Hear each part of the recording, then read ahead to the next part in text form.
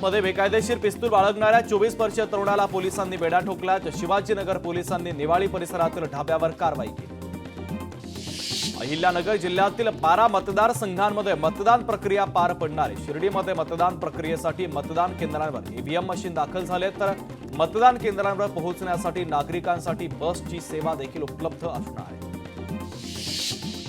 जळगाव जिल्ह्यामध्ये 11 विधानसभा मतदारसंघांसाठी उद्या मतदान प्रक्रिया पार पडणार आहे। जिल्ह्यामध्ये 3683 मतदान केंद्रांवर ही मतदान प्रक्रिया पार पडणार आहे, तर मतदान केंद्रांवर 16,352 कर्मचारी नियुक्त करण्यात आले।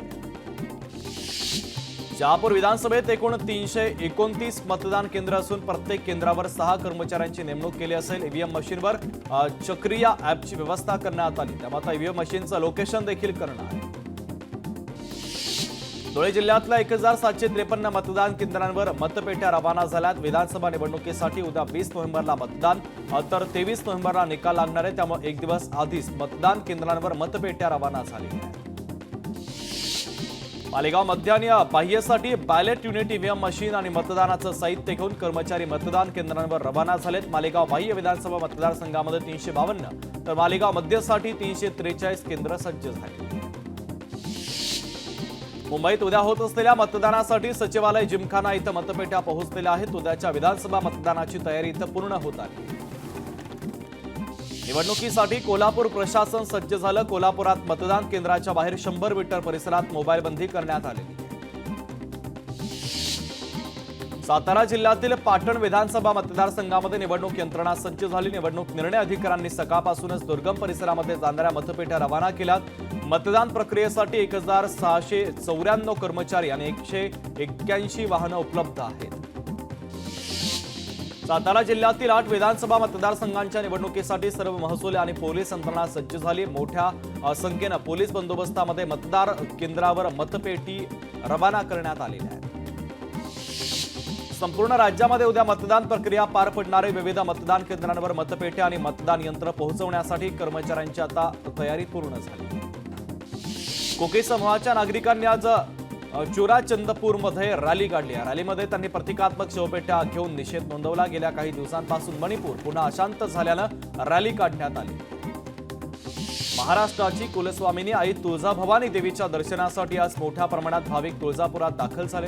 मतदानासाठी अनेक जण आपल्या गावी आले असून आज मंगळवार असल्यानं भाविकांनी तुळजापूरमध्ये दर्शनासाठी मोठी गर्दी केली आहे, त्यामुळे संपूर्ण मंदिर परिसर भक्तांनी फुलल्याचं चित्र पाहायला मिळतं। पुणे जिल्ह्यातील आंबेगाव परिसरामध्ये कोबी आणि फ्लॉवरची पिकं बहरलेली आहेत। पिकांवर किडीचा प्रादुर्भाव होत असून चांगलं उत्पादन घेण्यासाठी खर्च परवडत नसल्याचं शेतकरी सांगतात। बदलापूर शाळेतील 2 चिमुकल्यांच्या लैंगिक अत्याचाराच्या प्रकरणी उच्च न्यायालयानं ताशेरे ओढलेले आहेत। न्यायालयानं तपास पूर्ण करण्यासाठी सीआयडीला 2 आठवड्यांची मुदत दिली होती, मात्र सीआयडीला या प्रकरणाचं गांभीर्य नाही असं कोर्टानं म्हटलं।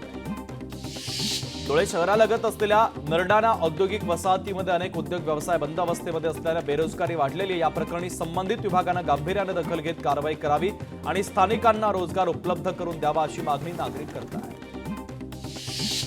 कराडमध्ये विधानसभा निवडणुकीसाठी निवडणूक यंत्रणा सज्ज झाली। कराड दक्षिण उत्तर या 2 मतदारसंघांतील मतदानासाठी मतदान सामग्रीचं वाटप करण्यात आलं।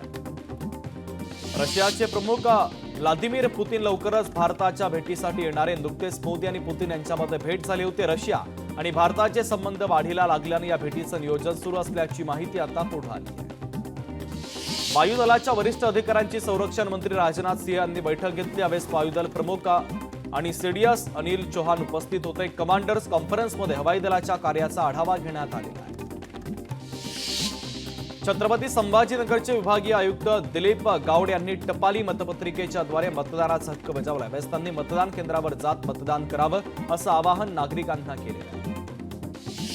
पैठण विधानसभा निवडणुकीसाठी उद्या मतदान होणार आहे, तर या पार्श्वभूमीवर निवडणूक विभागाने 40 एसटी बसेसची बुकिंग केली आहे। पैठण आगारातून 68 एसटी बसपैकी पैठण निवडणूक विभागाला 40 बसेस देण्यात आल्या।